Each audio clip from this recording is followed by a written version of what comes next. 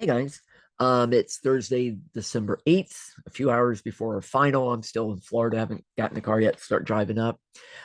Just got done last night looking over your research papers, which I liked. I actually learned quite a bit from some of these, and I jotted some notes down for next time I teach this, and some topics I might include the next time I teach this.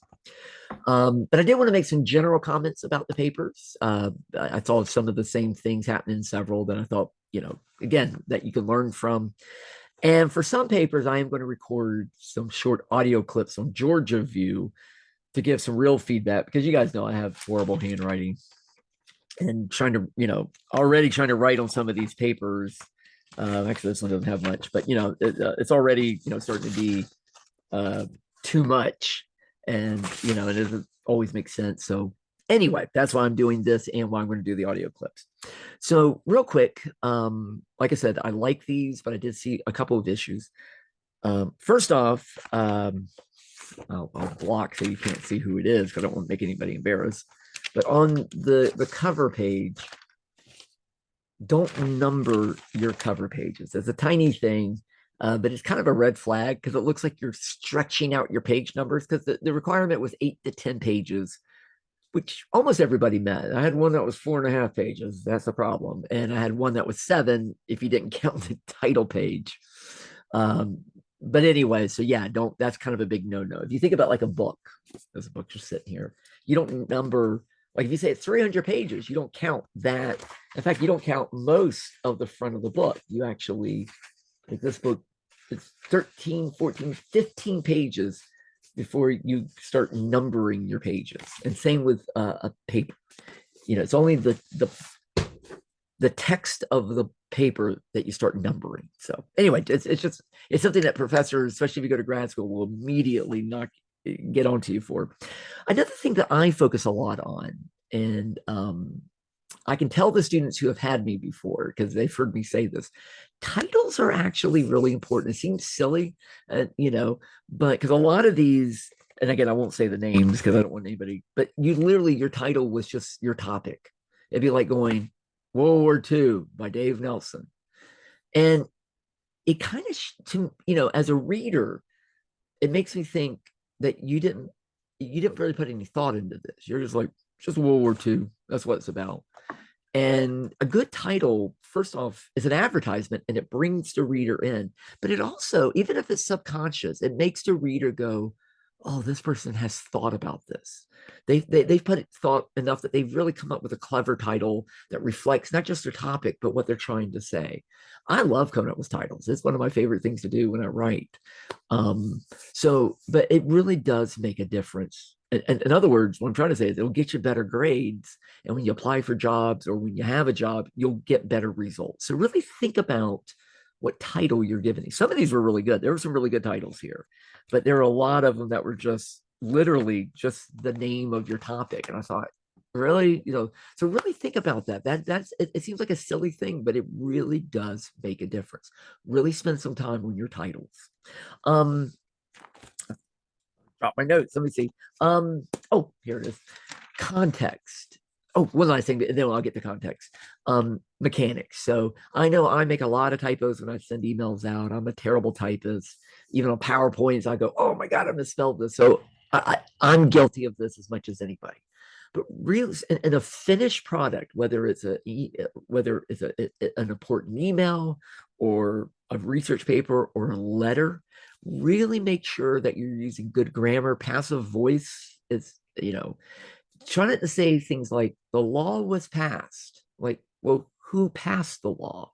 You want the subject of your sentence to be the one doing the action. In other words, you don't say, Dave Nelson was hit in the face. You want to say Mike Tyson hit Dave Nelson in the face. The person doing the action needs to be the subject of your sentence. And so, since a lot of these were about laws and acts, there's a lot of paths like this was done. Well, who's doing what? So it just makes for better writing. But really, watch your spelling. There's a lot of spelling errors in these, and that really should not be the case in the finished product. And some grammar issues. Some kind of random capital, like Middle East should always be capitalized, things like that. It does make a difference. So I was just on a hiring committee. My wife does lots of hiring committees. It can make the difference whether we even interview the person. If we get an email or a letter and there's lots of typos and bad grammar, sometimes we just put them aside. We move on to the next person. So it does have real world implications. So just really be careful of that. These aren't too bad, but there are enough that I do need, I do need to say something. Finally, the two big things. You guys were assigned a year, and you were really supposed to learn all about that year first. And in fact, one of the assignments you were going to do, and I just ended up not making you do it, was actually a short paper about your year. And in the future, I am going to have that before the midterm. The first thing you're going to turn in is actually a paper specifically about your year, maybe a 3 or 4 page paper, and then the research paper. Because some of these papers, I felt like you're talking about something that's just kind of happening in a vacuum. It's like, it's just floating by itself, and there's no real context to like, why did this happen in that year? Or with, I think, 2 cases, way too much context, like going back to the 1800s and coming all the way to 2022. You don't need to go that far most of the time, but you do need to provide context for these. And lastly, related to that, a lot of these were about laws and policies, which is fine. I'm, let me back up. I know one of the tricky parts of this department is that we're really 2 separate departments jammed together, and we're really offering a bachelor degree, history and government, that's really 2 separate degrees that we have to offer as one. I mean, it's just when we got approved for offering bachelor's degrees, we had to do it that way. The plan is eventually to separate the 2.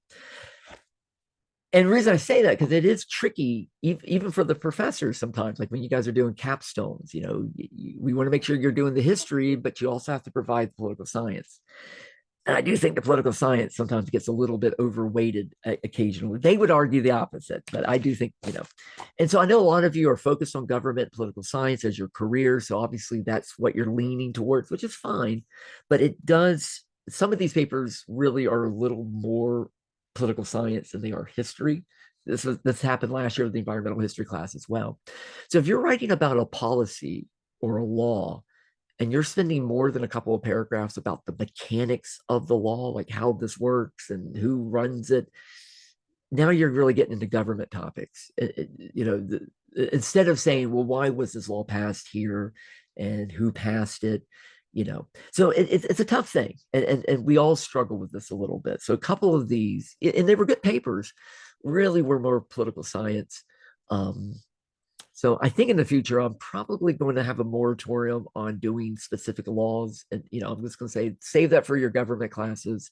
Let's talk about the context for which, like, if you're, I don't want to get specific, but if you're interested in regulation of healthcare, nobody did that. But if I might say, well, we're not going to deal with the regulation in this class. You can do that in Voris's class or Devaney's class. But let's talk about the situation that would lead to that regulation. So anyway, again, the papers I'm talking about actually were really good papers, but they just weren't quite history in some cases. And it's just something we struggle with. I just kind of wanted to say that. And I know you guys struggle with this, and probably all, I'm sure the other guys are going, hey, this is too historical. I hear, believe me, we talk about this in the department meetings all the time. Other than that, I know I've talked a lot already. Like I said, I really did enjoy these. Some of these were excellent. I mean, some of these I have almost no comments whatsoever. But hopefully you've learned something doing this, and hopefully the specific feedback I give for some of you will also be useful. Other than that, good luck. You're probably going to watch this after the test, but good luck today. I hope you guys all do great. And hopefully I'll see some of you in later classes. And if not, good luck with your careers, and really stay in touch. Okay, see you guys later. Let me turn this off.